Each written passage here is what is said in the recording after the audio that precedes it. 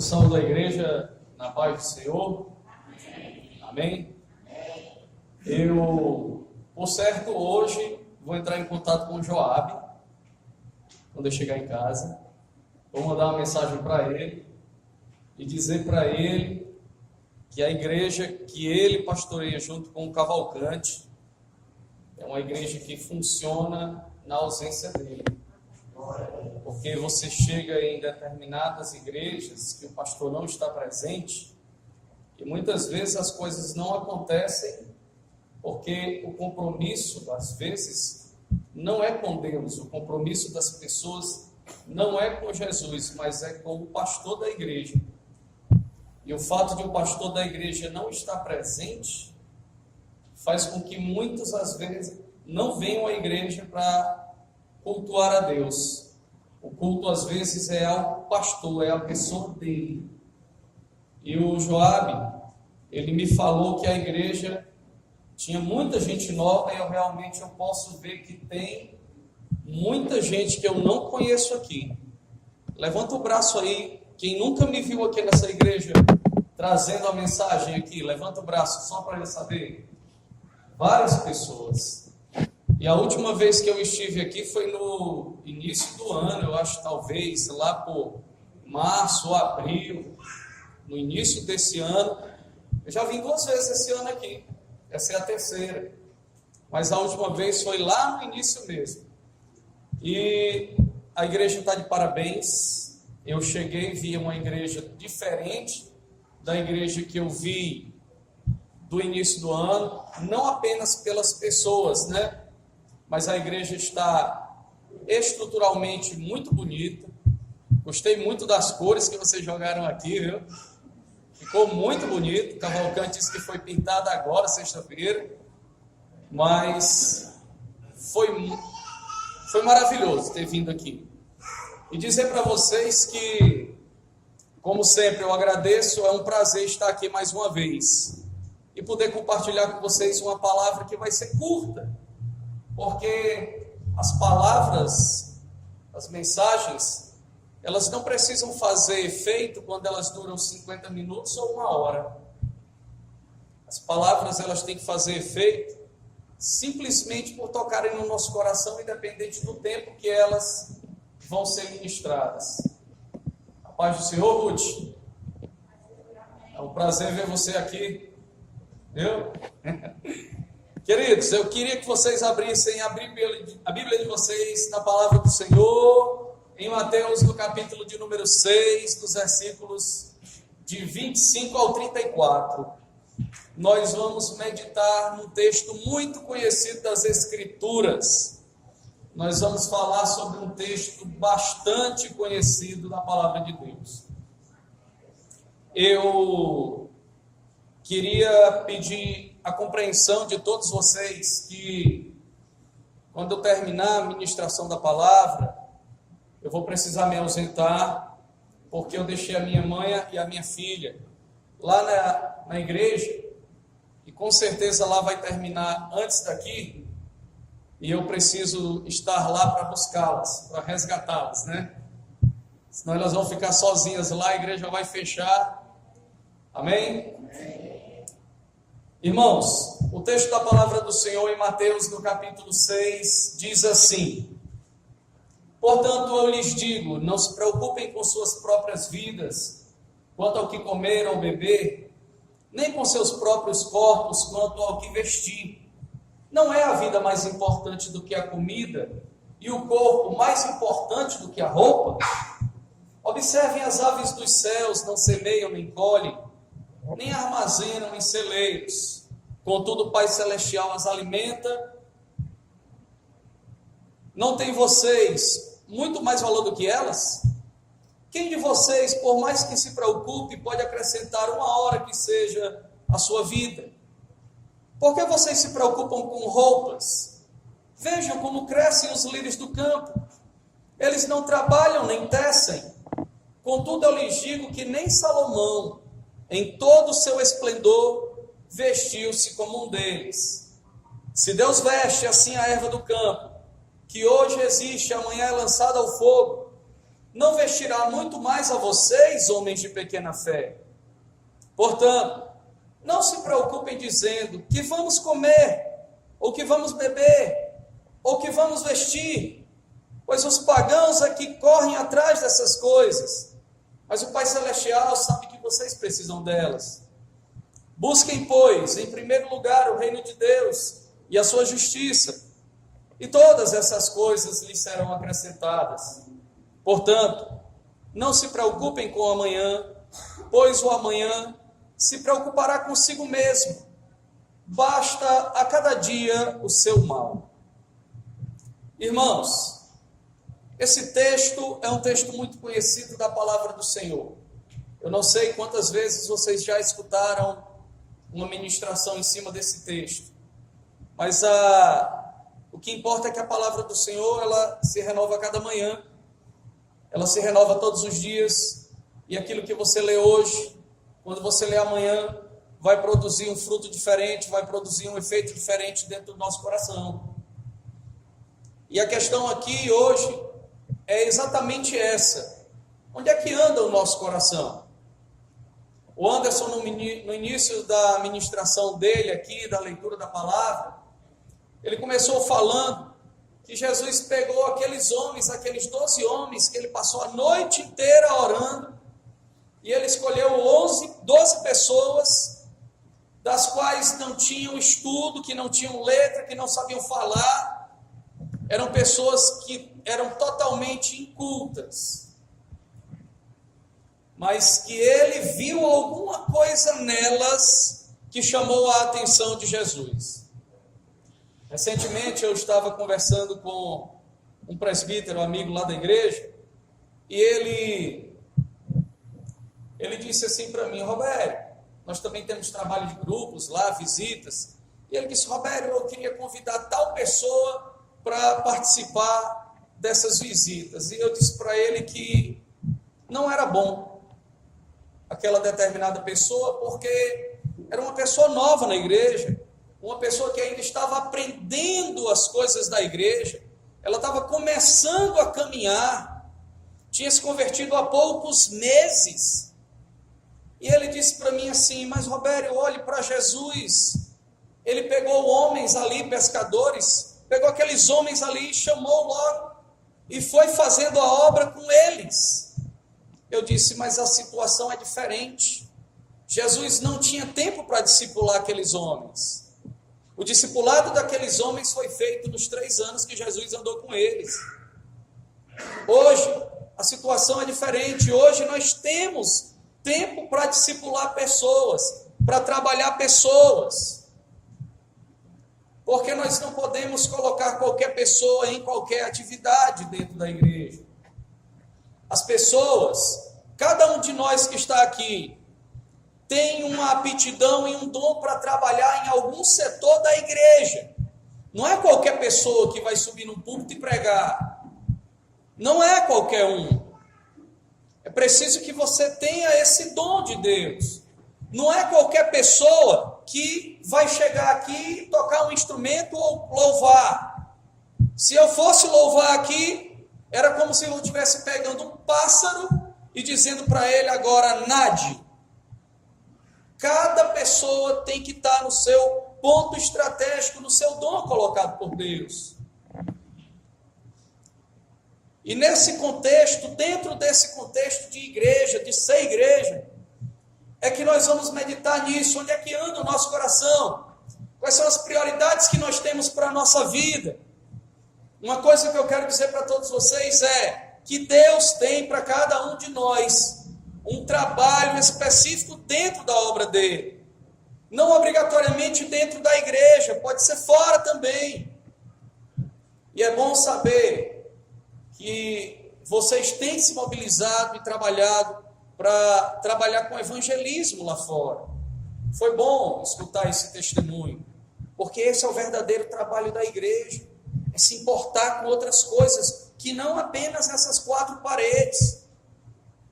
O trabalho de todos nós é fazer novos discípulos.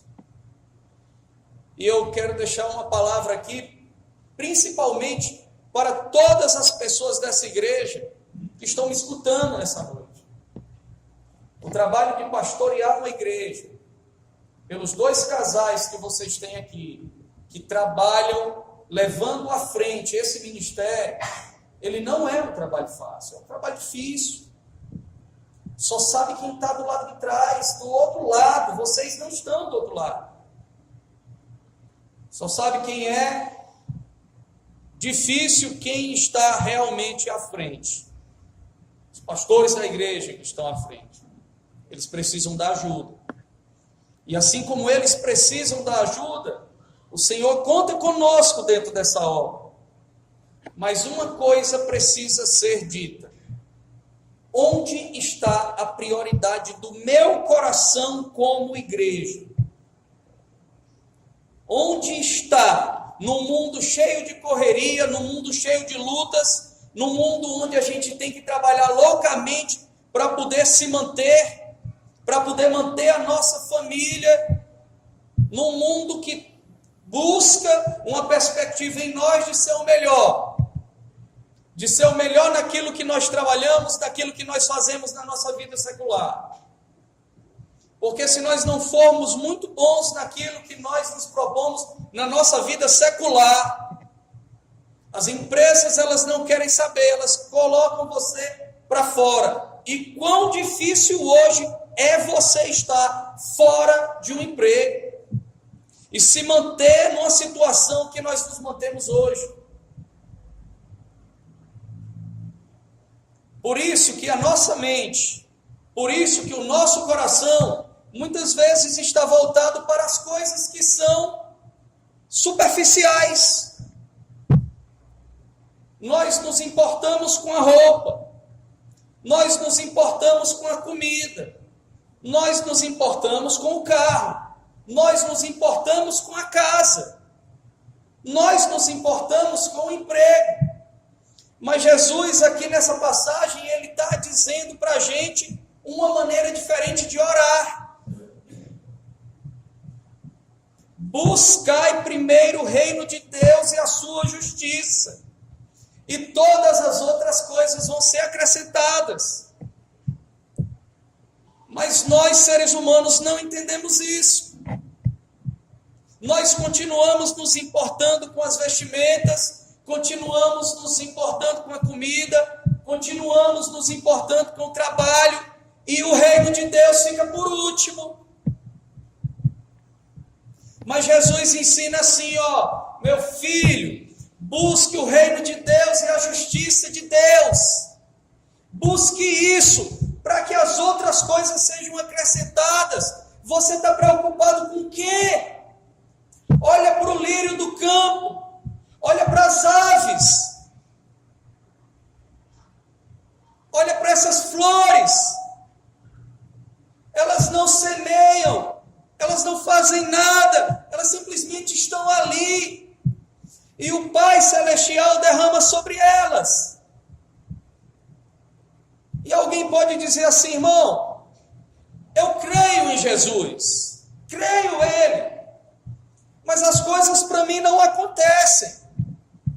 Muitas vezes eu peço, estou cansado de pedir a Deus, eu estou cansado de pedir a Jesus, eu estou cansado, mas a palavra diz que nós não pedimos da maneira que convém. Jesus ensina isso.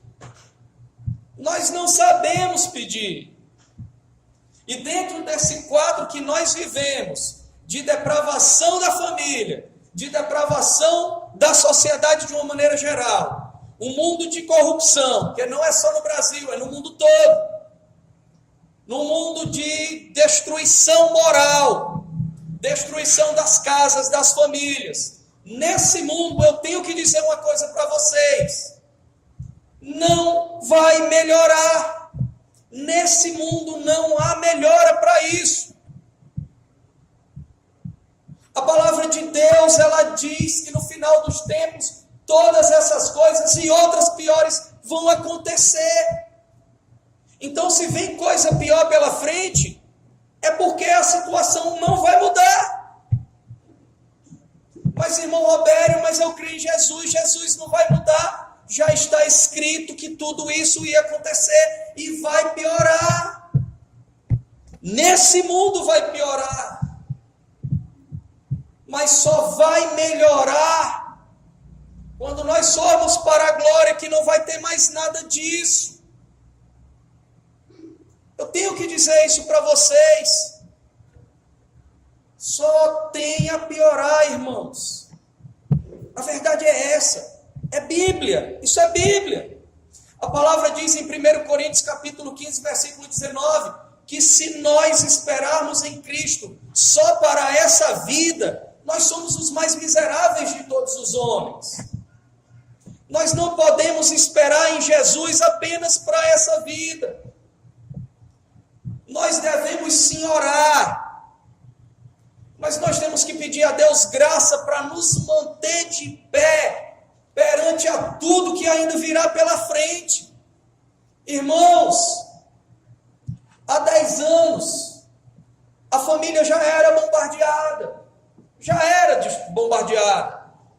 Há 10 anos já era. Há 20 anos a família já era bombardeada. Mas hoje ela é bombardeada 1000 vezes pior, 1000 vezes mais do que há 10, 20 anos. Imagine você daqui a 10 anos, como é que vai estar a situação? Nós precisamos ensinar os nossos filhos que Deus nos fez menino e menina. Eu vi um vídeo essa semana, que eu acho que vocês devem ter visto, que circulou o WhatsApp de muita gente. Crianças dizendo: o Deus que eu sirvo me fez menino. E as meninas dizendo: o Deus que eu sirvo me fez menina. Semana passada, eu recebi um vídeo no WhatsApp também, e entrei em contato com um amigo meu que está morando lá em Lima, no Peru. Porque o vídeo era de lá. Mostrava as famílias da capital de Lima, todas na rua, fazendo aquela festa, aquela passeata, cartazes e aquele negócio todo, carro de som, pela família, dizendo que lá, essa questão dos gêneros que estavam querendo implantar nas escolas lá, foi derrubado pela família. E eu entrei em contato com ele e disse: Robson, esse vídeo que eu vou te entregar agora aqui no WhatsApp, isso é aí mesmo, é verdade? Me diga. E ele, com pouco tempo depois, me disse: Robério, é verdade. Aqui no Peru, a família tradicional é muito forte. Eles conseguiram derrubar essa ideologia que estão querendo implantar no Brasil. Ele disse: Robério, aqui na empresa que eu trabalho, eu sou o chefe de um determinado setor, os empregados que são subordinados a mim chegam e dizem assim: Robson, eu preciso ser liberado mais cedo hoje. Eu preciso ser liberado mais cedo hoje, Robson.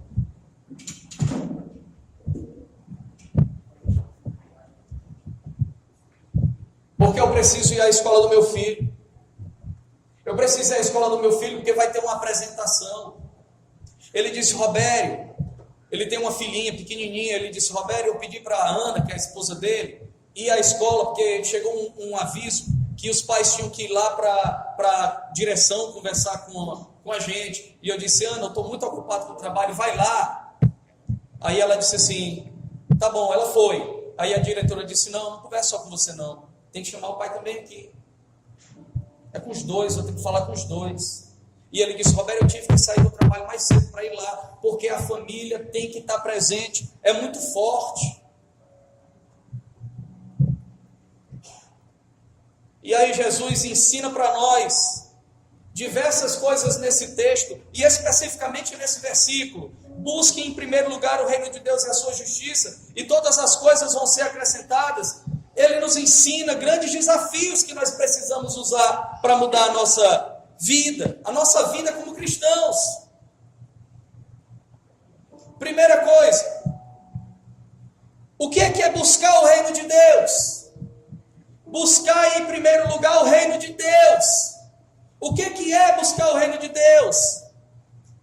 Buscar o reino de Deus, irmãos, significa que a vontade de Deus tem que estar acima de todas as outras coisas na minha vida.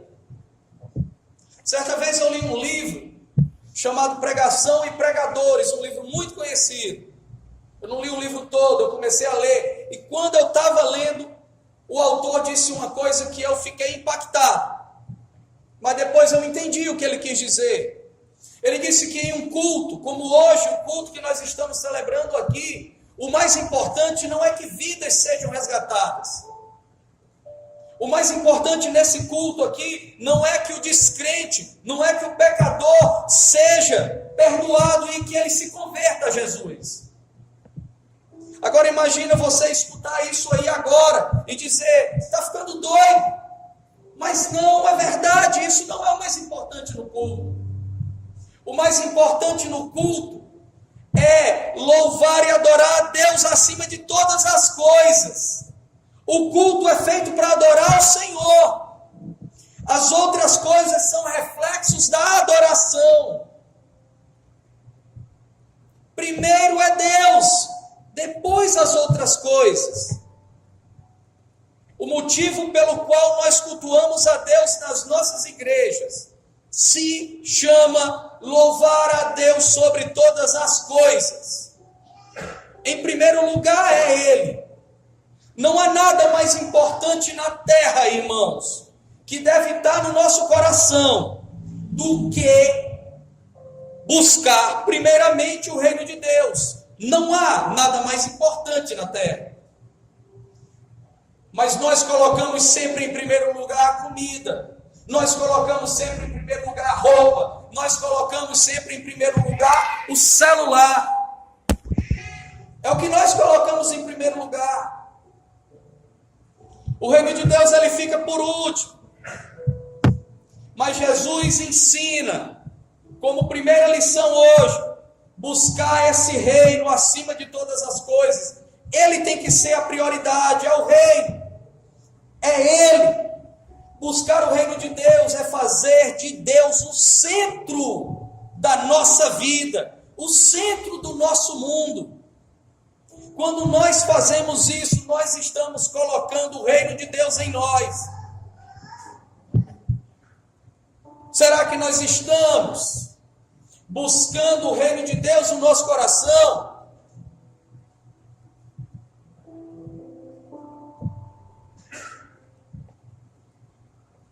Será que quando eu louvo a Deus, seja aqui em cima ou seja aí sentado, eu realmente estou querendo que seja Deus visto?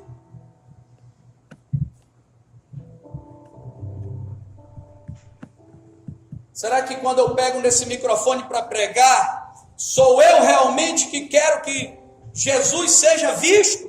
Ou será que sou eu que pego o microfone e quero ser visto?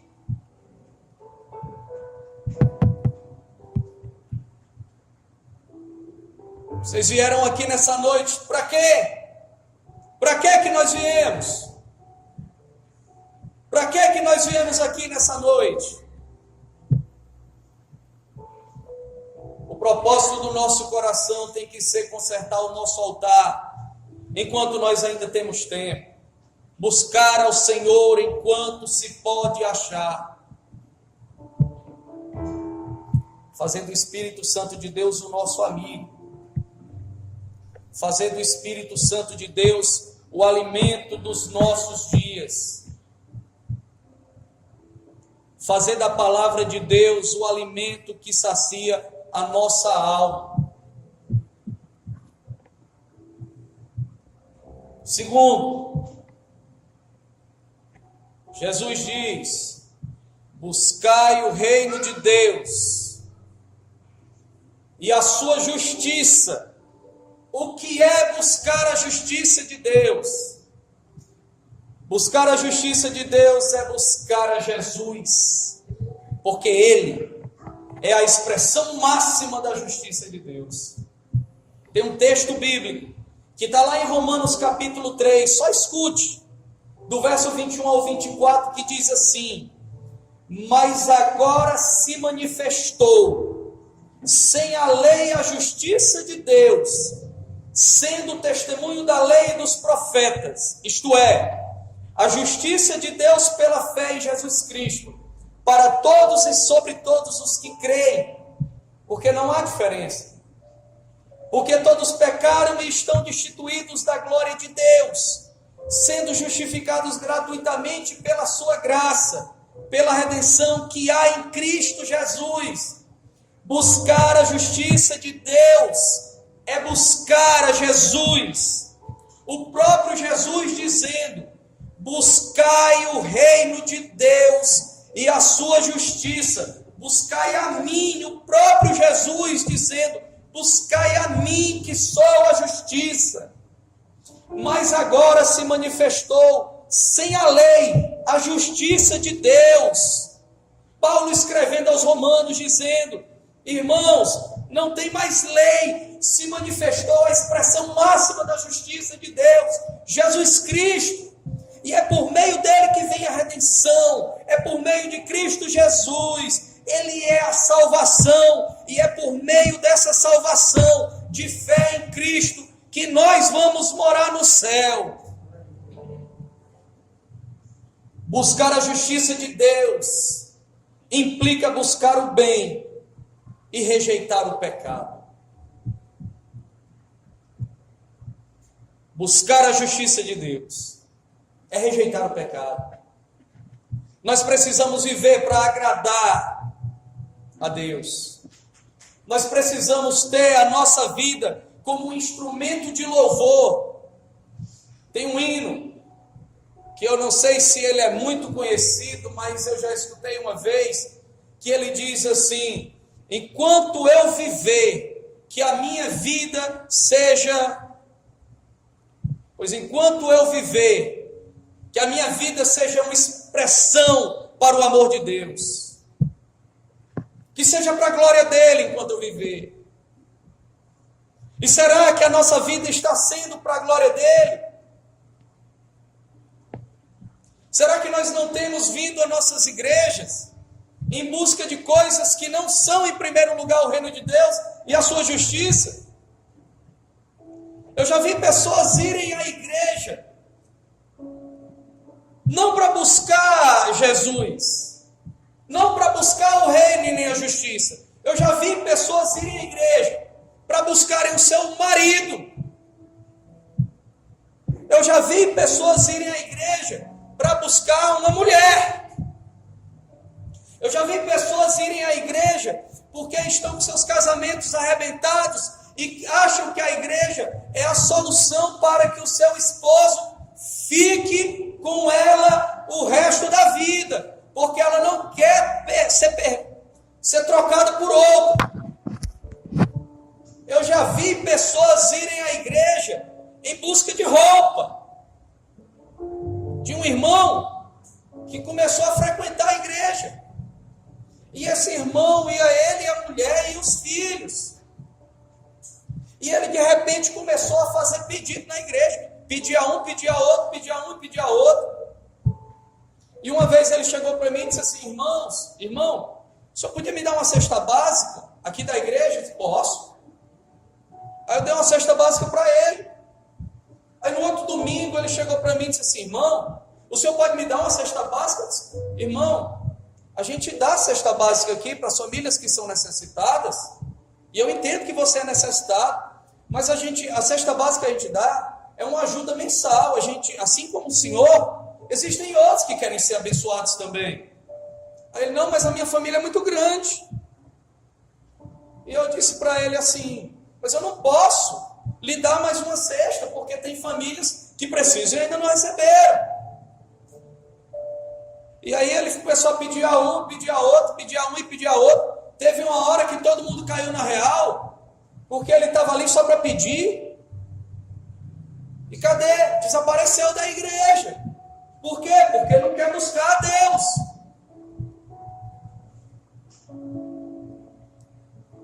Aí tem aquela irmã que também está ali porque o seu casamento está destruído. E no seu coração ela quer o marido dela de volta. E Deus? Esse é o grande problema, meu irmão, de muitos pregadores e de muitas igrejas que não mostram a verdade. O reino de Deus, ele tem que ser buscado em primeiro lugar. Eu não estou dizendo que nós não temos que orar pelas esposas, pelos maridos, pelos filhos. Sim, temos. Mas o objetivo maior não é esse, dentro da igreja. Se eu perguntar aqui quem quer ir para o inferno, ninguém quer.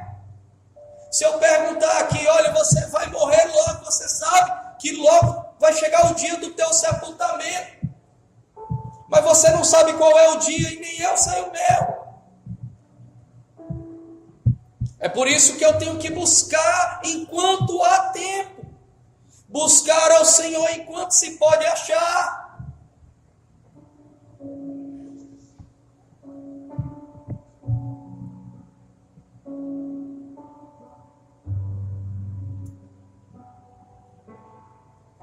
Existe um fato na Bíblia. Eu vou ler esse trecho. Eu quero que os irmãos escutem. Para vocês verem como o próprio Jesus, ele tratou de afastar muita gente que andava aos pés dele, não olhando para ele, mas olhando para aquilo que ele queria. Diz o texto assim: em verdade vos digo que aquele que crê tem a vida eterna.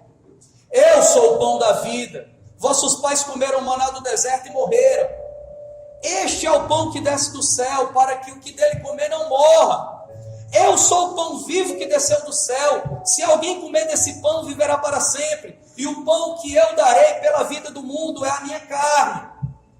Disputavam os judeus entre si, dizendo: como ele pode dar-nos a sua carne a comer? E disse Jesus: em verdade vos digo, se não comerdes a carne do Filho do Homem, e não beberdes o seu sangue, não tereis a vida em vós mesmos.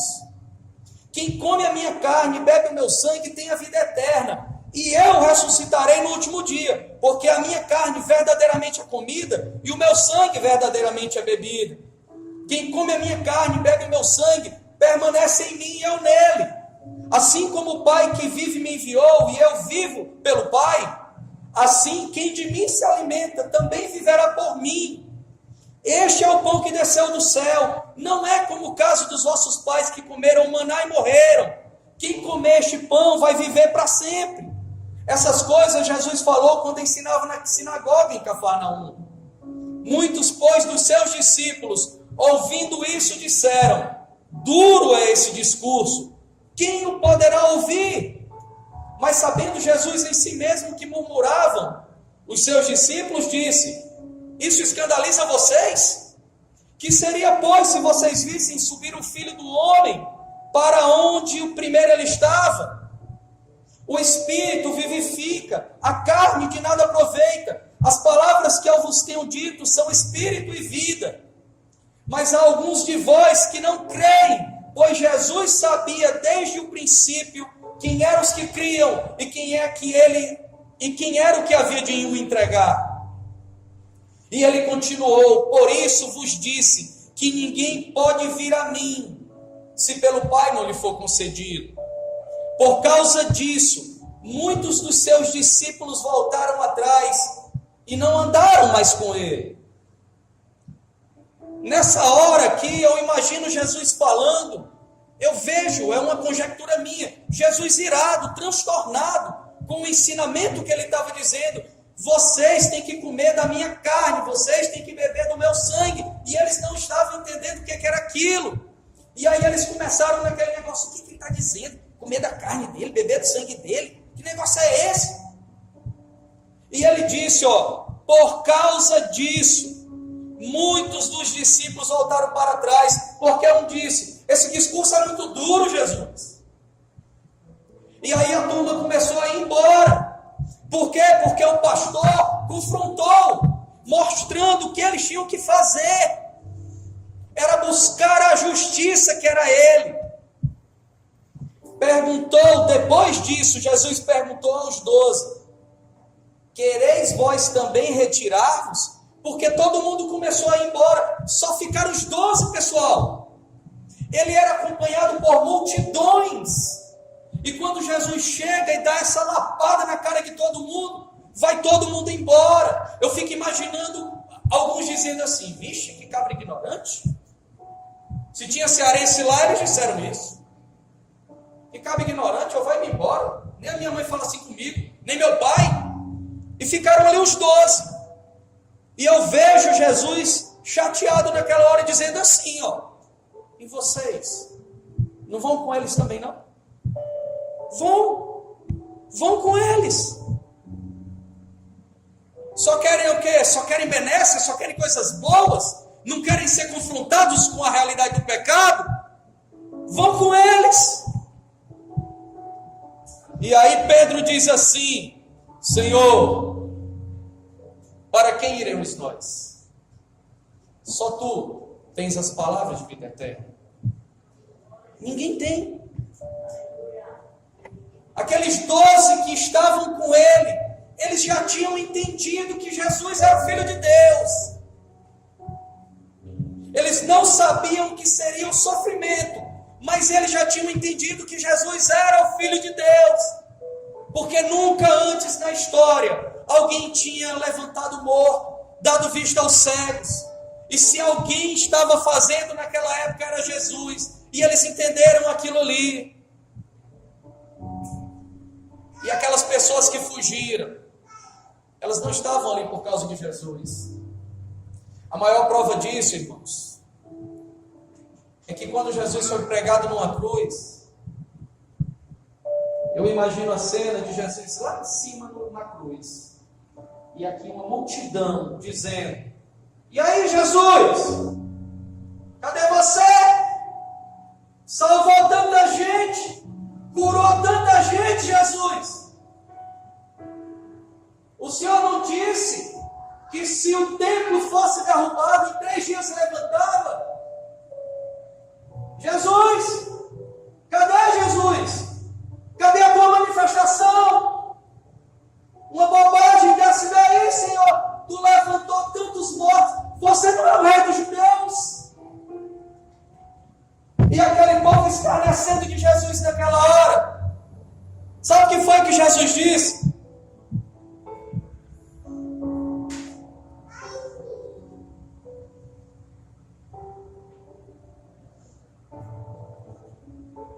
Ele ficou calado. Poucas palavras ele deu ali naquela cruz. Ele escutava tudo aquilo, mas ele falava pouco. E ele se dirigia ao Pai quando ele falava. Ele não estava ali respondendo nada do que estava sendo perguntado para ele. Ele não estava ali dando satisfação a ninguém. Mas ele estava falando as poucas vezes com o Pai. Ensinando tudo o que ele ensinou no último ato de sua vida. Jesus é uma expressão maior da justiça de Deus, irmãos. Deus não precisa mais provar para nenhum de nós que Ele nos ama. Ele já provou. Ele não vai derramar mais o amor dele sobre nós, porque Ele já derramou. Nós estamos inundados pelo amor de Jesus. E para terminar, o que é que Cristo quis dizer? Buscai primeiro o reino de Deus e a sua justiça, vocês já entenderam. E todas as coisas serão acrescentadas. Que coisas são essas? São as coisas que são essenciais para a nossa vida. As nossas roupas, a nossa comida, o nosso carro, dinheiro. Essas coisas Ele vai acrescentar. Ele disse que vai acrescentar. Irmãos, chega de ficar sendo iludido por pregadores que chegam nos púlpitos e dizem: você vai ser vitorioso. A vitória é tua. Você vai ganhar, você vai vencer, você vai ter isso, vai ter aquilo. Deus vai olhar para você. E o interessante é que esses pregadores que pregam assim, eles não dizem a contrapartida. As pessoas ficam apenas engolindo e recebendo. Deus vai me dar, Deus vai olhar para mim, Deus vai me abençoar. O pastor disse que Deus vai me dar vitória, e vai. Mas ele precisa dizer, dar um ensinamento completo. Tem uma coisa chamada obediência, que precisa estar em conjunto para que a bênção aconteça. Existe um verso na palavra de Deus que diz assim: portanto, se trouxeres a tua oferta no altar, e aí te lembrares de que teu irmão tem alguma coisa contra ti, deixa ali diante do altar a tua oferta e vai te reconciliar primeiro com teu irmão. E depois vem e apresenta a tua oferta. Concilia-te depressa com o teu adversário, enquanto estás no caminho com ele, para que não aconteça que o adversário te entregue ao juiz, e o juiz te entregue ao oficial de justiça e te encerre na prisão. Mas sabe o que é que o povo tem recebido? É que você tem que dar o melhor sempre. Se você tem, o que você tem na sua carteira, você tem que dar. Você tem que dar uma oferta de sacrifício, mesmo não tendo. Vá fazer um empréstimo. Mas eu só tenho um carro, dê o seu carro, venda. Mas você tem que dar. Eles não ensinam que a tua oferta não tem nenhum valor. Se você tiver alguma coisa contra o teu irmão, e Jesus ensina, conserta primeiro a tua vida com o teu irmão, para que a tua oferta tenha alguma validade. Chega, irmãos, de sermos enganados. Tem muita gente sendo enganada aí afora, achando, querendo barganhar com Deus. Tem muito pregador ensinando a coisa errada, fazendo da fé das pessoas um instrumento de trabalho para o seu enriquecimento próprio. Nós sempre teremos lutas, o cristão sempre vai ter luta. Sempre vai ter luta. Mas não há vitória sem luta. Não há. Nós não seremos abençoados cruzando os nossos braços, cruzando as nossas pernas, ou se balançando em uma rede. Nós temos que fazer a nossa parte também. Deus sabe tudo o que nós precisamos. Ele sabe da minha necessidade, Ele conhece a tua também. Ele sabe que eu preciso de roupas, e Ele sabe que os irmãos também precisam. Ele sabe que eu preciso comer, e Ele sabe que vocês também precisam.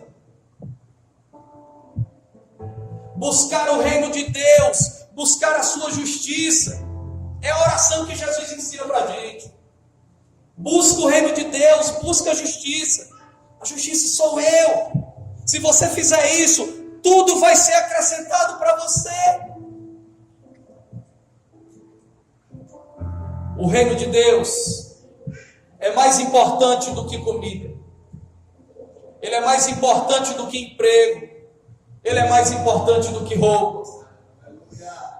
Sem Deus, não vale a pena a gente viver, meu irmão. Mas eu quero dizer para vocês uma coisa. Arrependimento tem que fazer parte do nosso vocabulário, para que a nossa fé possa entrar em ação. Devemos nos arrepender dos nossos pecados. Devemos nos arrepender das nossas transgressões. Foi a grande mensagem de João Batista, arrependimento. E é a grande mensagem de Jesus para nós, arrependimento. Vamos voltar, irmãos, o nosso coração para o reino de Deus. Vamos voltar o nosso coração para a justiça de Deus. Olhar para Deus, ver em Deus a única saída para a nossa vida. Nós vamos morar no céu, e lá no céu não há corrupção, lá no céu não há terremoto, lá no céu não há furacão, lá no céu não há nada que nessa terra há.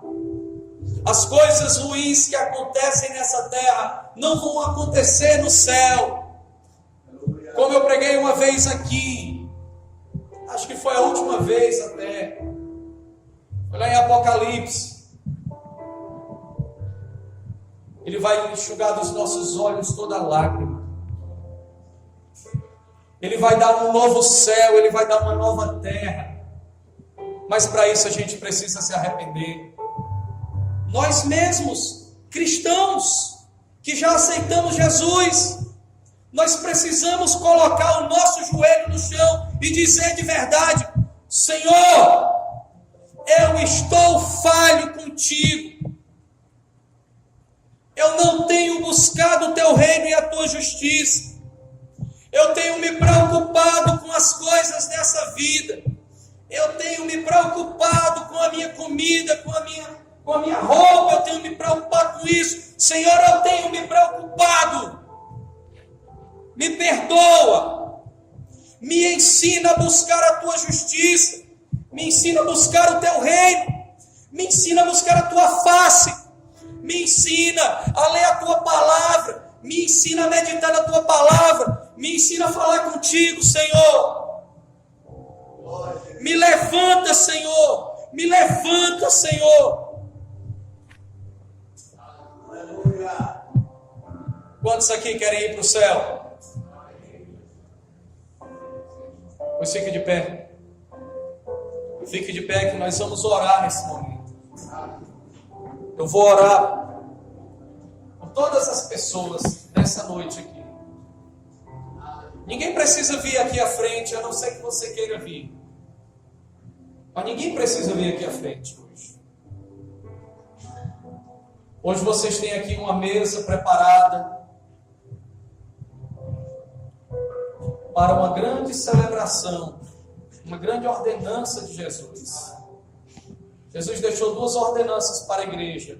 Uma é o batismo e a outra é a ceia.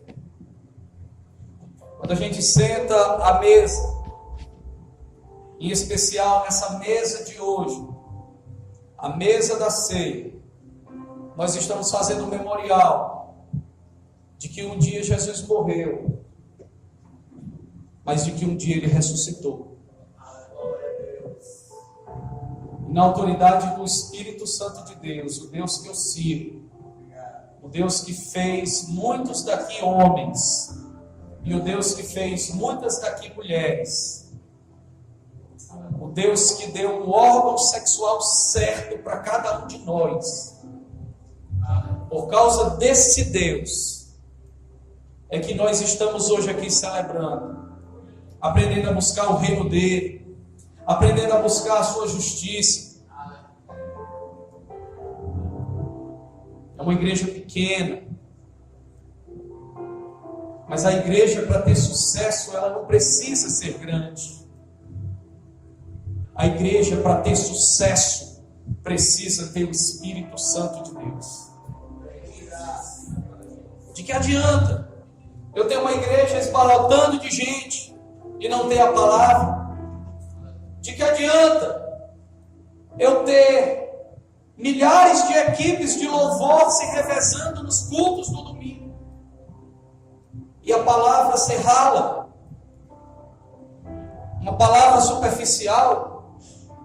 A palavra de Deus, ela é profunda.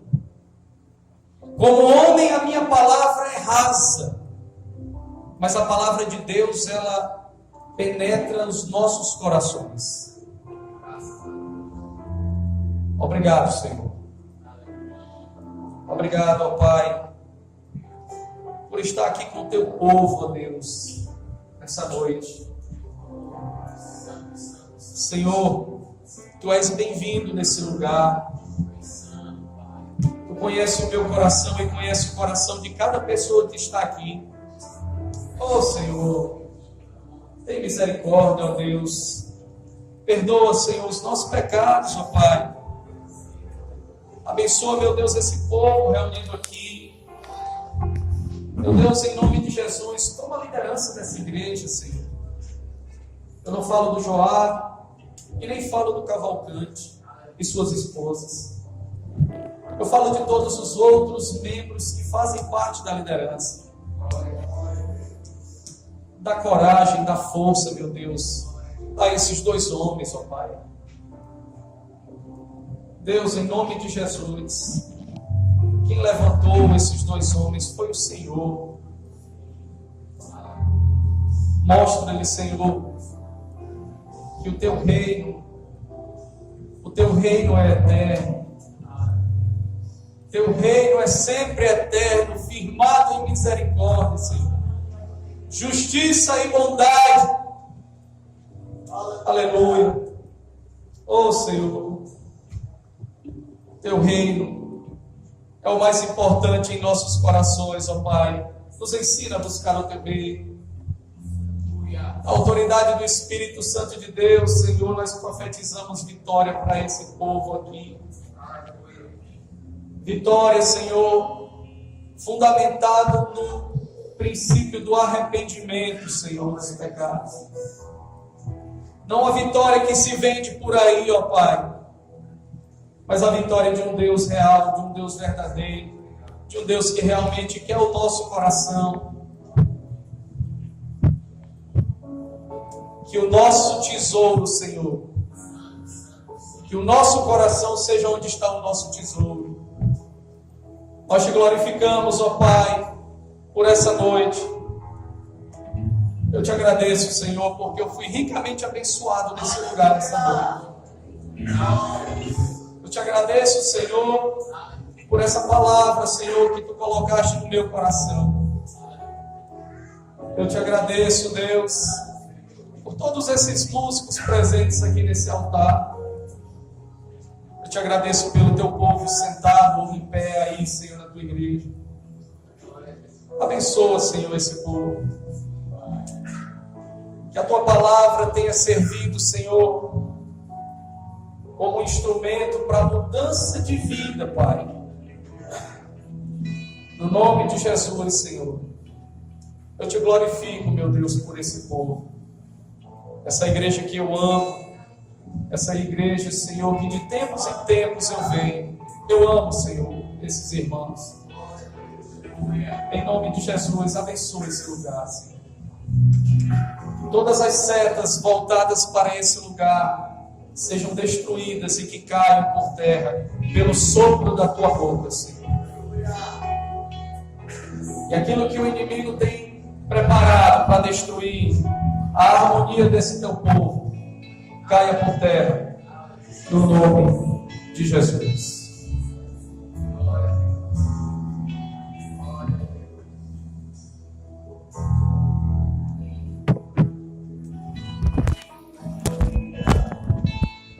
Glória a Deus, eu queria agradecer por ti, essa pregação, com certeza, eu fui abençoado.